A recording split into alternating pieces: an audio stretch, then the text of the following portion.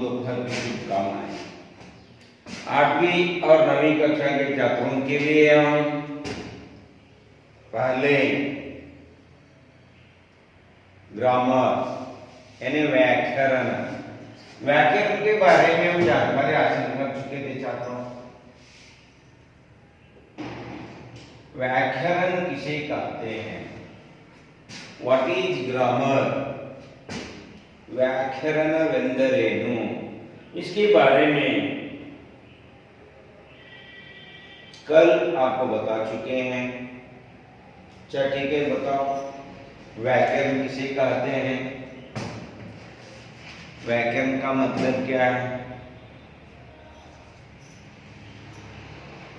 व्याकरण यानी भाषा का शुद्ध रूप बोलना, पढ़ना तथा लिखना जो शास्त्र सिखाता है उसे व्याकरण कहते हैं। भाषा का शुद्ध रूप, भाषा आया यहाँ पर, और भाषा किसे कहते हैं इसके बारे में भी हम कल जानकारी हासिल कर चुके हैं। भाषा किसे कहते हैं बताओ, कौन बताते हैं? भाषा किसे कहते हैं? हाँ बताओ। ध्वन्यात्मक माध्यम से व्यक्ति अपने विचारों को प्रकट रूप से बोलना ही क्या है? भाषा है। और भाषा कैसी बनती है? भाषा की उत्पत्ति कैसी हुई? भाषा का कोई कारखाना है यहाँ पर? नहीं। भाषा बनने के लिए किसकी जरूरत है? तो छात्रों हम कल देख चुके हैं मूल ध्वनि से अक्षर, अक्षर समूह से शब्द, सार्थक शब्दों से वाक्य, वाक्य समूह से भाषा बनती है।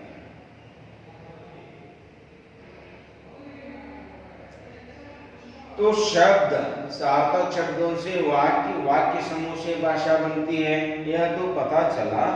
और शब्द कैसे बनता है? शब्द कैसे बनता है? शब्द किसे कहते हैं? हम शब्द के बारे में कहते हैं। शब्द यानी मूल ध्वनि से अक्षर, अक्षर समूह से शब्द बनता है। वर्णों के समूह को हम शब्द कहते हैं। उन शब्दों में दो प्रकार कल बताया गया है आपको। पहला जो है विकारी शब्द, दूसरा जो है अविकारी शब्द। विकारी शब्द के डेफिनेशन आपको बताए गए हैं। विकारी शब्द का डेफिनेशन क्या है? जो शब्द लिंग, वचन और कारक के कारण बदलते हैं। जो शब्द लिंग, वचन और कारक के कारण बदलते हैं उन्हें विकारी शब्द कहते हैं। विकारी शब्द के अंतर्गत noun, pronoun, adjective, verb. Noun, pronoun, adjective, verb, संज्ञा, सर्वनाम, विशेषण, क्रिया, ये चारों विकारी शब्द के अंतर्गत आते हैं। और अविकारी शब्द, अविकारी शब्द के डेफिनेशन भी आपको कल बताया गया है। अविकारी शब्द यानी जो शब्द किसी कारण से नहीं बदलते, जो शब्द किसी कारण से नहीं बदलते उन्हें अविकारी शब्द कहते हैं। अविकारी शब्द के अंतर्गत आने वाले एडवर्ब, कंजक्शन, प्रीपोजिशन, इंटरजेक्शन, क्रिया विशेषण, संबंध बोधक,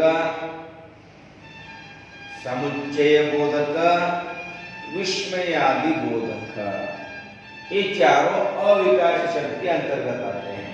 इसके अलावा हम देख चुके हैं हिंदी क्या है। हिंदी एक भाषा है। हिंदी हमारी कौन सी भाषा है? हिंदी हमारी कौन सी भाषा है? मातृभाषा है? नहीं, हिंदी हमारी राष्ट्रभाषा है। तो 8.1 हम देखेंगे, हिंदी में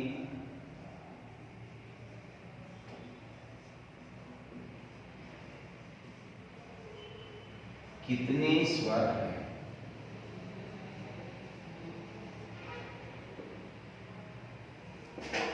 वे कौन कौन से हैं?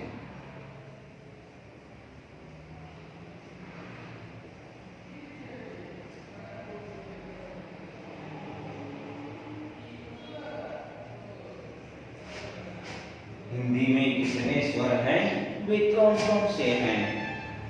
तो छात्रों समझ लीजिए, हिंदी में कितने हैं टोटल कुल मिलाकर।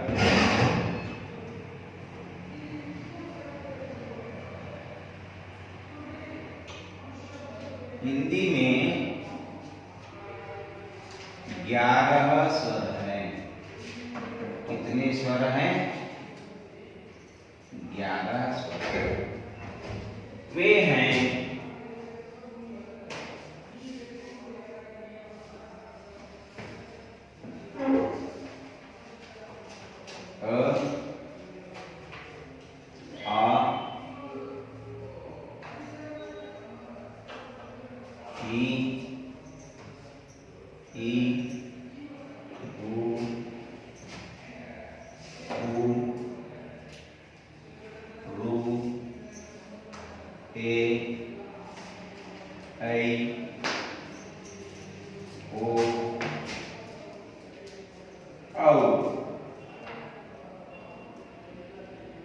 देखिए छात्रों, हिंदी में 11 स्वर हैं। वे हैं अ, आ, ई, उ, रू, ए, ऐ, ओ, औ। इससे पता चलता है हिंदी में 11 स्वर हैं। 11 स्वर में 11 स्वर के अंतर्गत 11 स्वर के अंतर्गत इनमें जो आते हैं अ, ई, उ, रू,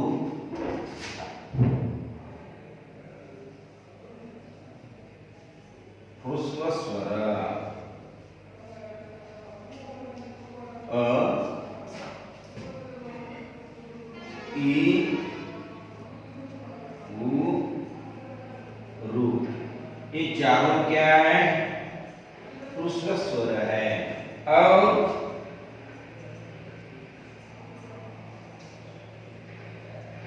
दीर्घ स्वर जो है आ, ई, उ, संयुक्त स्वर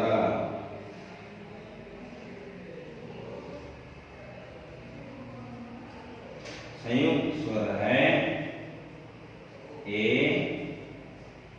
ऐ, ओ, औ।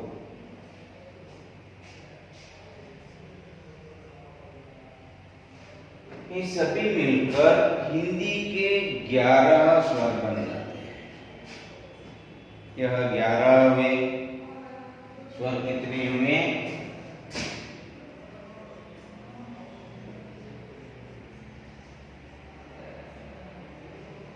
स्वर 11। इसके बाद हम जो देखते हैं हिंदी में कितने व्यंजन हैं। हिंदी में कितने व्यंजन हैं?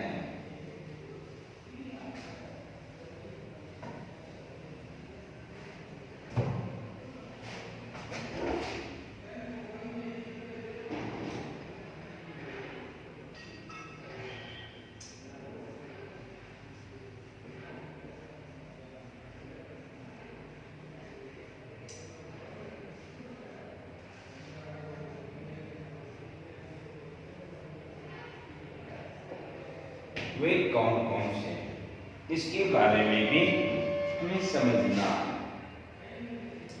हिंदी में कितने व्यंजन हैं बताओ, कौन बताते हैं?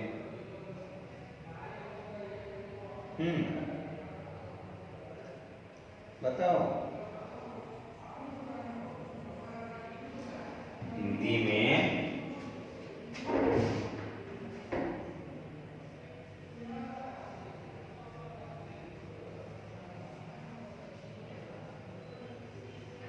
33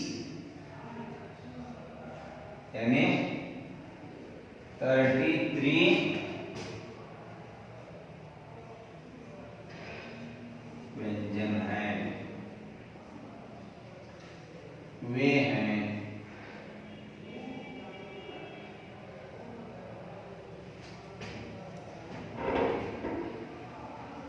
ख, ख,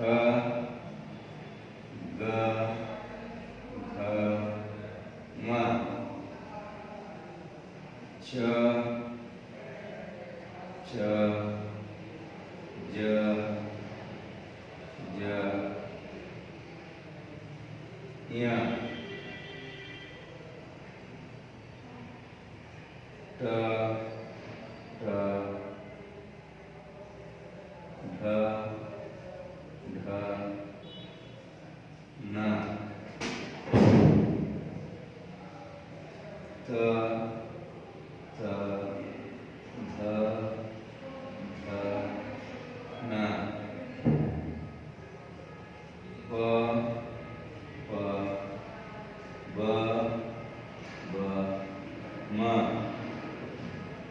य, र, ल, व, श, श, स, अ, श, र, न। ये क्या है? संयुक्त व्यंजन है। इसका मतलब है व्यंजन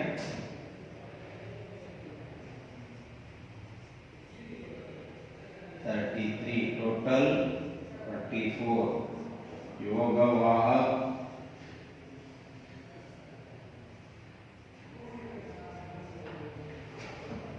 टोटल 44 अक्षर हिंदी यानी देवनागरी माला में वर्णमाला में 44 अक्षर है। इन सभी व्यंजनों को स्वर में मिलाकर लिखने के बाद क्या बनेगा? आप जानते हैं 12 कड़ी मात्राएं। जैसे आप देखते हैं इन व्यंजन स्वर किसे कहते हैं? स्वतंत्र रूप से जो उच्चार किया जाता है उन्हें स्वर कहते हैं। स्वर की सहायता से उच्चारण करने वाले शब्द व्यंजन कहलाते हैं। तो हम इससे पता लगाएंगे कि 12 कड़ी किस तरह लिख दिया जाता है।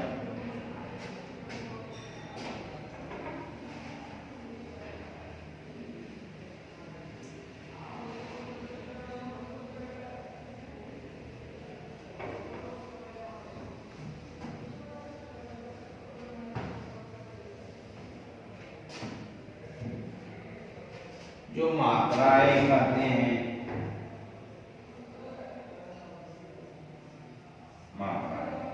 अ, आ, ई,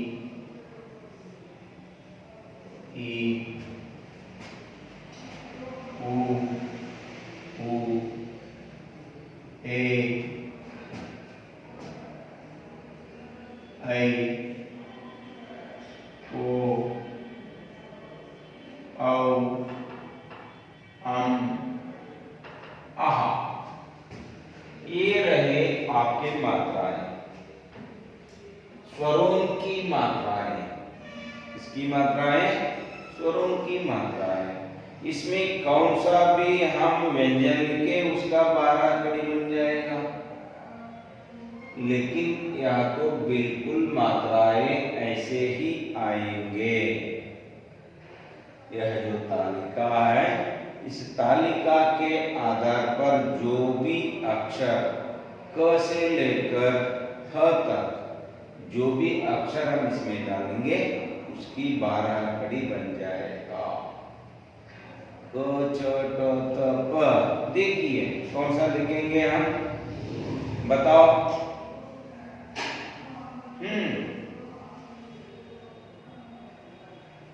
य र ल व श लेंगे, ठीक है। श, शा, शी, शी, शू, शू, शे, शै, शो, शौ, शम, शहा। हुआ ना? हुआ या नहीं छात्रों? जो भी हम इनमें से व्यंजन लिखेंगे उसकी 12 कड़ी बन जाएगा। देखिए श के बदले हम क्या लिखेंगे, म, मा, मी, मी, मू, मू, मे, मई, मो, मऊ, मम, मा। समझ में आ गया? जो भी हम इन मात्राओं में डालने के बाद जो 33 व्यंजन है और 4 संयुक्त व्यंजन है, टोटल कुल मिलाकर 36 व्यंजन का 12 कड़ी बना सकते हैं हम इसमें। यह लिखने की तरीका है, बस इसे छोड़कर और कुछ नहीं आएगा। गजड़ तप गजड़ दब, पहले पंक्ति और तीसरी पंक्ति में आने वाले क और ग को अल्पप्राण मानते हैं कन्नड़ में। पहली और तीसरी पंक्ति में आने वाले वर्ण अल्पप्राण कहते हैं, कहा जाता है। और दूसरी और चौथी पंक्ति में आने वाले वर्णों को महाप्राण कहते हैं। अंत में आने वाले नासिक्य, नासिक कहते हैं। चलो, तो हम यह होने के बाद पहले हम विकारी शब्द के अनुसार जो देखना है, क्या देखना है, नाउन यानी संज्ञा।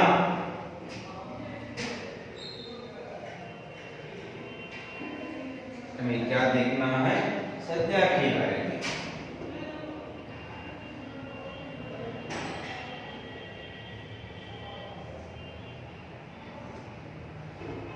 संज्ञा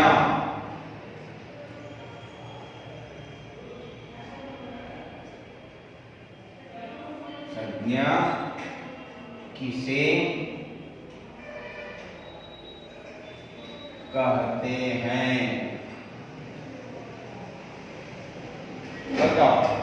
संज्ञा किसे कहते हैं? संज्ञा के डेफिनेशन आपको समझना है। संज्ञा किसे कहते हैं? संज्ञा के डेफिनेशन हमें पता लगा लेना है। संज्ञा के डेफिनेशन को पता लगा लेने के बाद हमको समझ में आएगा कि व्हाट इज नाउन, नाउन के बारे में।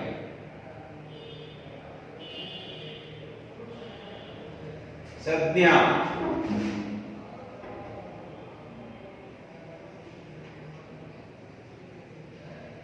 जो शब्द किसी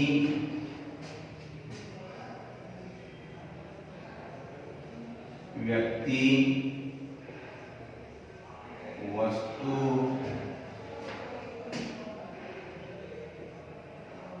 जाति या भाव के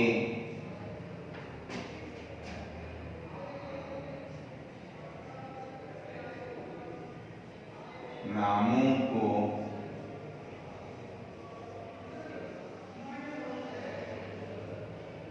सूचित करते हैं। जो शब्द किसी व्यक्ति, वस्तु, जाति या भाव के नामों को सूचित करते हैं,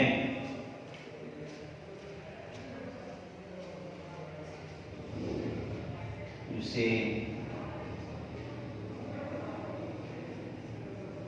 व्याकरण में संज्ञा कहते हैं।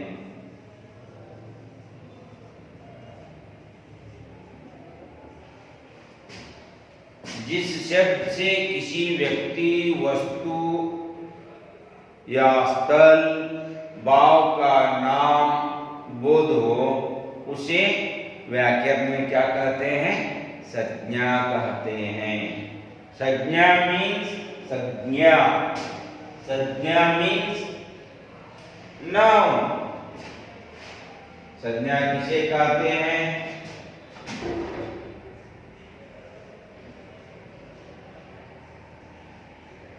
संज्ञा के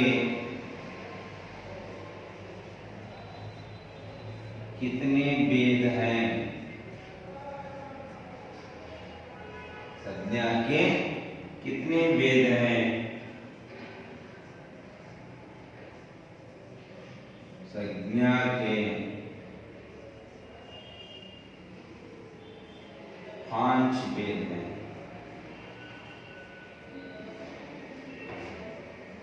वे कौन कौन से हैं? वे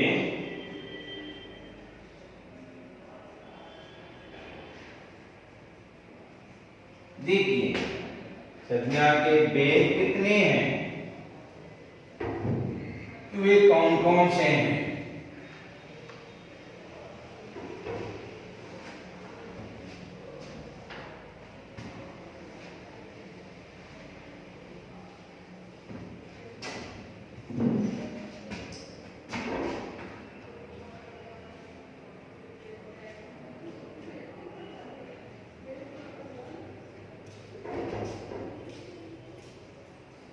संज्ञा के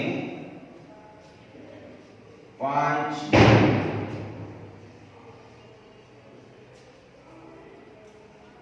संज्ञा के 5 भेद हैं। वे हैं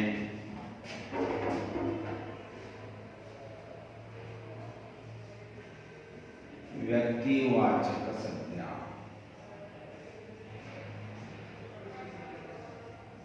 व्यक्तिवाचक संज्ञा,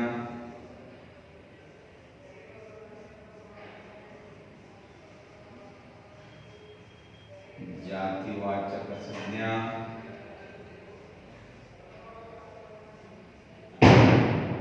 भाववाचक संज्ञा,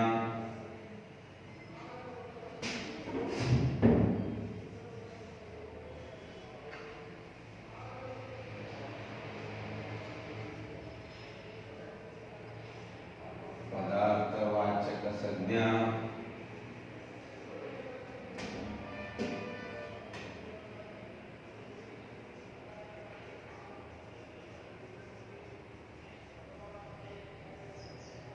समूहवाचक संज्ञा। देखिए छात्रों, संज्ञाओं के 5 प्रकार हैं। व्यक्तिवाचक संज्ञा, जातिवाचक संज्ञा, भाववाचक संज्ञा, पदार्थवाचक संज्ञा, समूहवाचक संज्ञा। देखिए,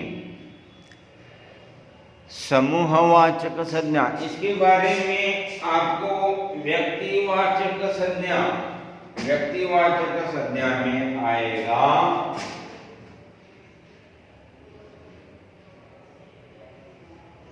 राम, रहीम, सीता, गीता, सीता, गीता, हिमालय आदि। एवं व्यक्तिवाचक संज्ञा।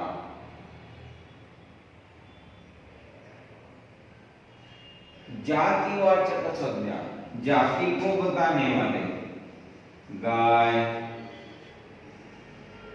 बैल, लड़का,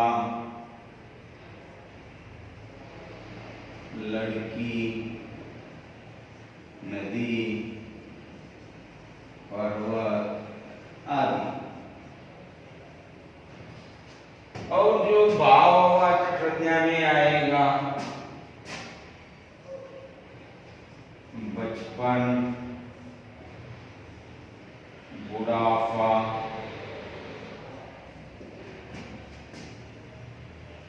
खट्टा, मीठा, नमकीन आदि। सुख, दुख सभी। पदार्थवाचक यानी समूहवाचक, पदार्थवाचक या द्रव्यवाचक, सोना,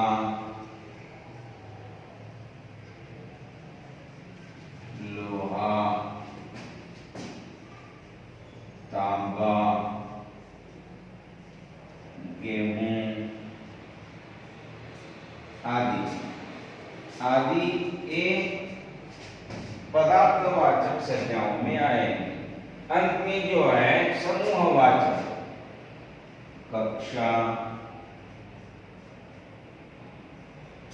सेना, गुच्छ, मेला,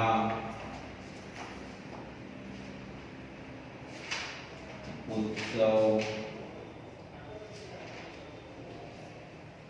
सभा आदि। ये आदि समूहवाचक संज्ञा के अंतर्गत आ जाएंगे।